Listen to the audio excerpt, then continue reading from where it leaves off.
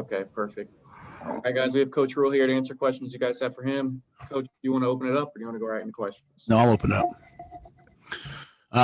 Obviously disappointed in the result today.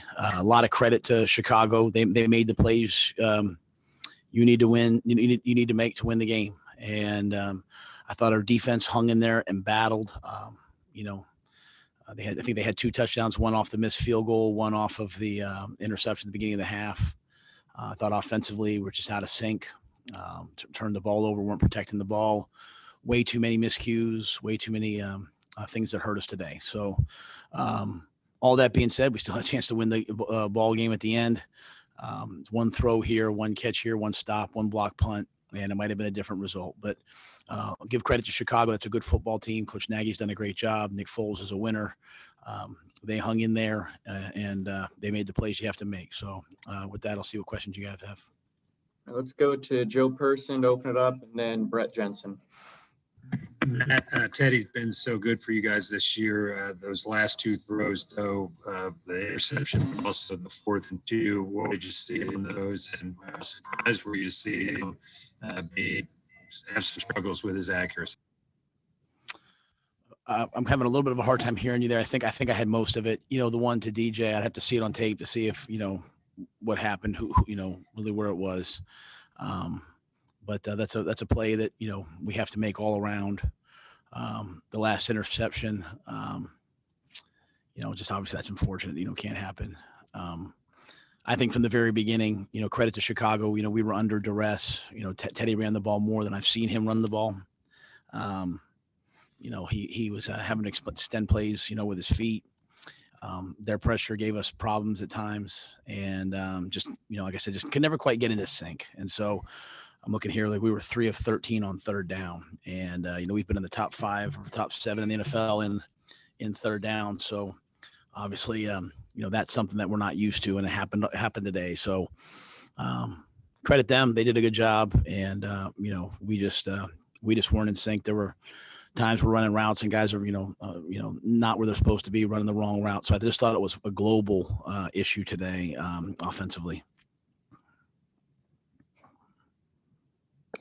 Matt, I'm curious. I know we've talked about this a lot this year with the red zone issues. 1 touchdown in the last 6 quarters for you guys.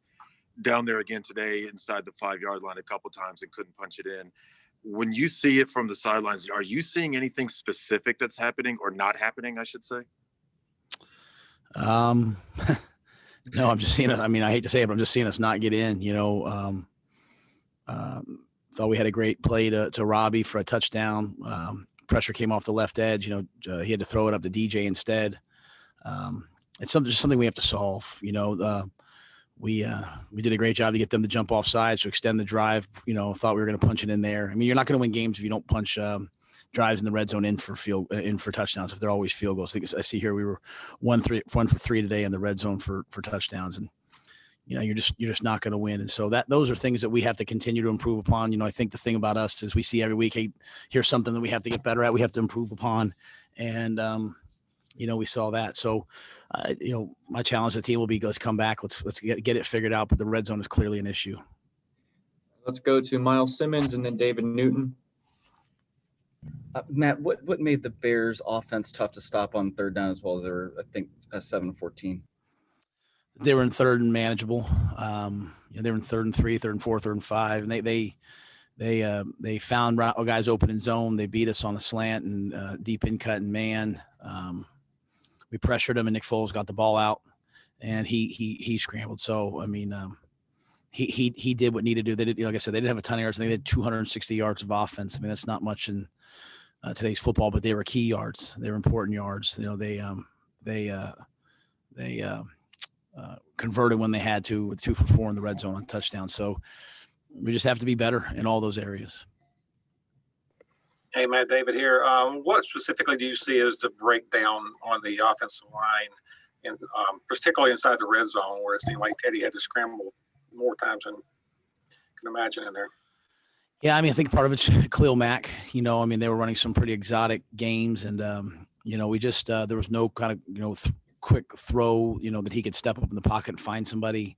I thought our vertical passing game today was good. We hit a couple deep balls to Robbie and to DJ, but they did a good job of taking away a lot of the other throws, and we didn't make them pay for it. So I wouldn't say it was any one person, any one thing. I just think, when it came to protecting, especially on third down, we weren't as good as we needed to be. Let's go to Elena Getzenberg and then Josh Klein. Hey, Matt, I was curious what went into the decision at the end of the first half there not to go for it on 4th and 2 after you had gotten the first down. Yeah, just I knew that defensively we were gonna hold them pretty well. I mean, I forget what was the score at the time. Was it 13? Was it 10? Was it 10-3 or I can't remember what the score was at the time. Maybe it was 10. I think maybe it was 10-3, and thought, hey, 2 downs, we run it here, we'll go for it. We thought we had a good play on the pass to Robbie, incomplete. So I just thought it would be best to take the points. Had it been 4th and 1, Elena, I would have gone for it there.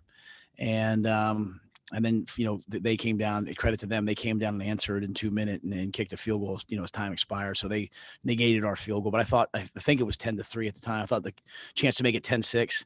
And the way I looked at it, Elena, is, we were not playing real well in the first half. We were playing tight, like a team that, was feeling like, hey, we have to find a way to win this game, as opposed to just relaxing and playing. And so I thought getting some, getting some energy going into the locker room would be a good thing. Credit to them, they answered. Matt, there was kind of a wild sequence in the third quarter with the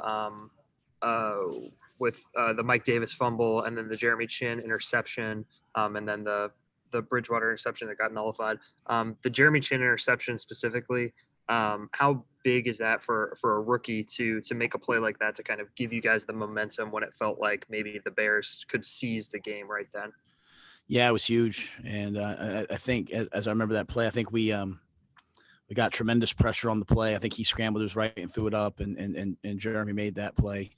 I look at there on defense at times in the fourth quarter, and I saw, Derek Brown, I saw Chin, I saw Troy Pride, I saw Sam Franklin, an undrafted, free agent, this year. I saw a bunch of young guys out there playing, and I think they hold their own when they go out there. And Jeremy's certainly no exception. So it was a huge play by him, and gave us a chance, to kind of answer that call after we threw that pick.